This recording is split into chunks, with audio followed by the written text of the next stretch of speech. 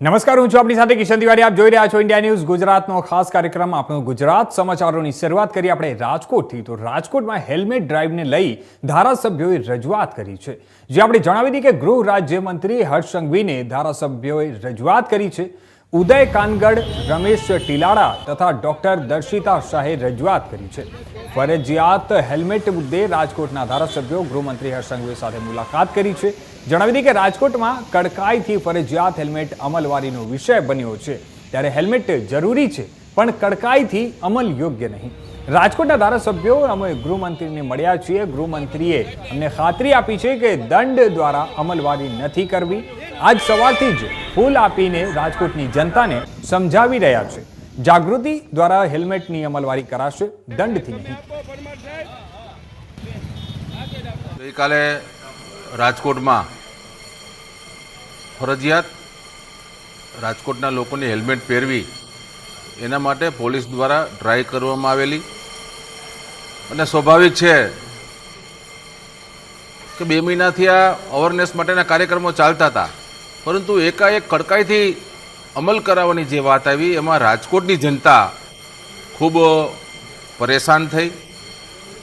ગઈકાલે ઘણા બધા રાજકોટના મીડિયાના મિત્રોના, રાજકોટના લોકોના ફોન આવ્યા અને ગઈકાલે સાંજે જ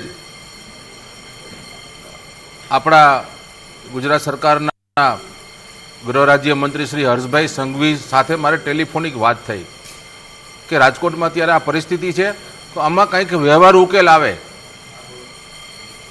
હેલ્મેટ લોકોની સુરક્ષા માટે છે, પણ એનો જે અમલ કરવાની જે પદ્ધતિ છે એ લોકોમાં અવેરનેસ લઈ આવી, લોકોમાં જાગૃતતા ફેલાવી અને એનો અમલ કરાવવો જોઈએ.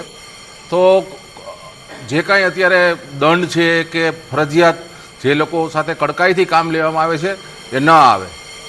ત્યારે એમને આજે બપોરના અત્યારે જ થોડી વાર પહેલાં જ રાજકોટના ધારાસભ્ય તરીકે હું, સાથી ધારાસભ્ય રમેશભાઈ ટીલાડા અને એવા ધારાસભ્ય શ્રી દર્શિતાબેન શાહ સાથે અમે ત્રણેય સાથે મળી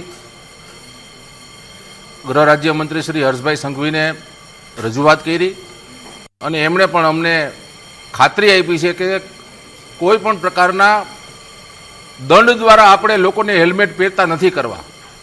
લોકોમાં જાગૃતતા આવે અને આજ સવારથી જ લોકોને ફૂલ આપીને, પુષ્પ આપીને એક અવેરનેસના ભાગરૂપે આ અભિયાન ચાલુ કર્યું છે.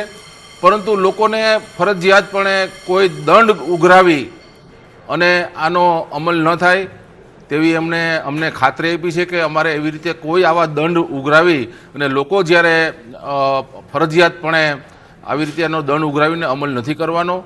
તો રાજકોટની જનતા ને પણ વિનંતી છે કે છેવટે હેલ્મેટ છે એ આપણી સુરક્ષા માટે છે. એના દંડથી કોઈ સરકારને કોઈ એવી આવક કે કોઈ આવક માટેનું એ માધ્યમ નથી, પરંતુ સમગ્ર દેશમાં હેલ્મેટ એક સુરક્ષાનું માધ્યમ છે. તો એના માટે લોકોમાં અવેરનેસ અને લોકોમાં જાગૃતિ દ્વારા હેલ્મેટ પહેરાવવામાં આવે, નહીં કે કોઈ કાયદાની કે દંડની રકમની કડક અમલવારી કરીને. તો માનનીય ગૃહ રાજ્યમંત્રી શ્રી હર્ષભાઈએ અમને આશ્વાસન આપ્યું છે કે રાજકોટની જનતા સાથે સરકાર સાથે છે અને કોઈ પણ પ્રકારના ફરજિયાતપણે અત્યારે કોઈ એવી વસ્તુ નહીં કરવામાં આવે કે લોકો હેરાન થાય, પરંતુ ભવિષ્યમાં પણ લોકોમાં જાગૃતિ ફેલાવી અને લોકોને અવેરનેસથી સમજાવી અને લોકો હેલ્મેટ પહેરે એના માટેના પ્રયત્ન કરવામાં